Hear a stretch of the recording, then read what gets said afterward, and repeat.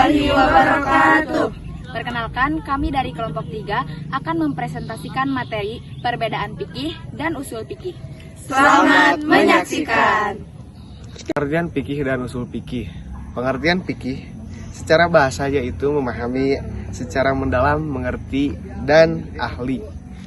Yang kedua, pengertian usul fikih.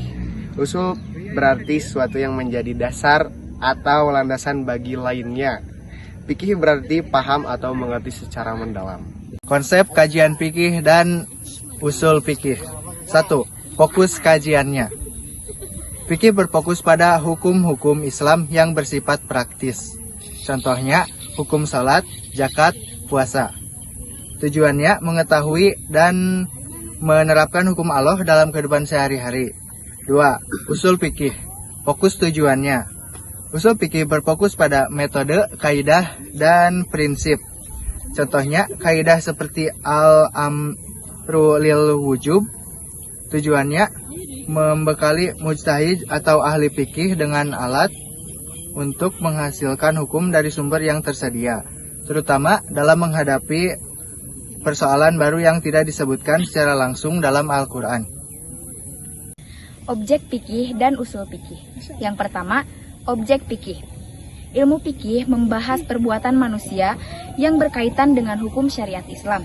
Fokus utamanya adalah tindakan yang mengandung nilai hukum, baik dalam ibadah. Ibadah terbagi menjadi 2. Yang pertama, ibadah mahdoh. Yang kedua, ibadah goer mahdoh. Objek yang kedua yaitu objek pembahasan ilmu usul fikih. Adalah syariat yang bersifat kuli atau yang menyangkut dalil-dalil hukum. Selanjutnya ada fungsi fikih. Fungsi fikih berfungsi sebagai pedoman hidup umat Islam dalam hal amal perbuatan. Contohnya, memberikan aturan praktis bagi umat Islam dalam menjalani kehidupan sehari-hari dan menjelaskan apa yang boleh dan tidak boleh dilakukan seperti dalam ibadah, muamalah, dan hukum keluarga. Selanjutnya ada fungsi usul fikih. Fungsi usul fikih berfungsi sebagai alat atau metode untuk menggali hukum Islam dari sumber-sumbernya. Contohnya, menyediakan kerangka berpikir logis dan sistematis dalam menetapkan hukum dan dalil, dan membantu memahami makna-makna teks, syariat, Al-Quran, dan hadis secara benar. Sifat ilmu fikih dan usul fikih. Sifat ilmu fikih, syariat Islam, normatif, ibadah, dan muamalah. Sifat ilmu usul fikih, ilmu alat dalam syariat, menjaga kemurnian hukum Islam, berbasis wahyu dan akal sehat, menjadi dasar ijtihad. Contoh kajian fikih dan usul fikih. Yang pertama, contoh kajian fikih.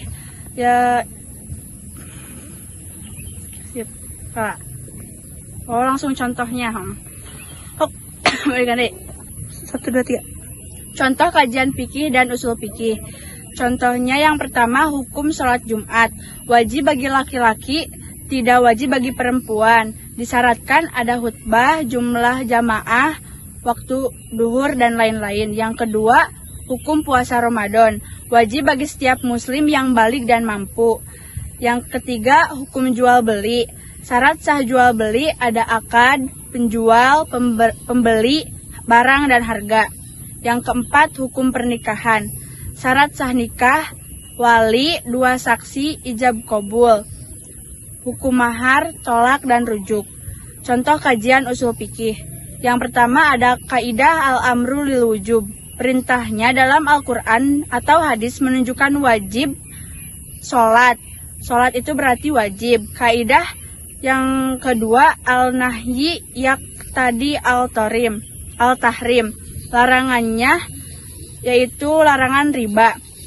Yang ketiga ada istinbat hukum dengan kias. Yang seperti contohnya memabukkan sehingga hukumnya haram. Yang keempat, bahasan tentang ijma dan ijtihad.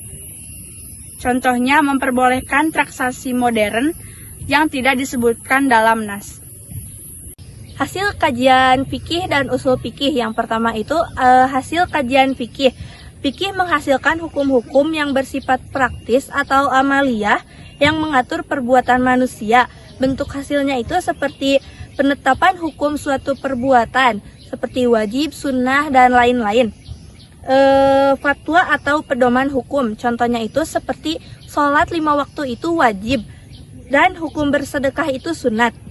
Yang kedua, hasil kajian usul fikih. Usul fikih menghasilkan kaidah, prinsip, dan metode untuk menggali hukum dari sumber syariat, yaitu Al-Quran, hadis, dan lain-lain. Bentuk hasilnya yaitu kaidah-kaidah usuliyah atau pokok, contohnya al-amru lil wujud atau perintah menunjukkan wajib, dan juga al-nahi lil tahrim atau larangan menunjukkan haram. Metode ijtihad dan istinbat hukum, yaitu menafsirkan teks menggunakan kias, ijma, istihan, dan sebagainya. Sekian presentasi dari kelompok 3. Wassalamualaikum warahmatullahi wabarakatuh.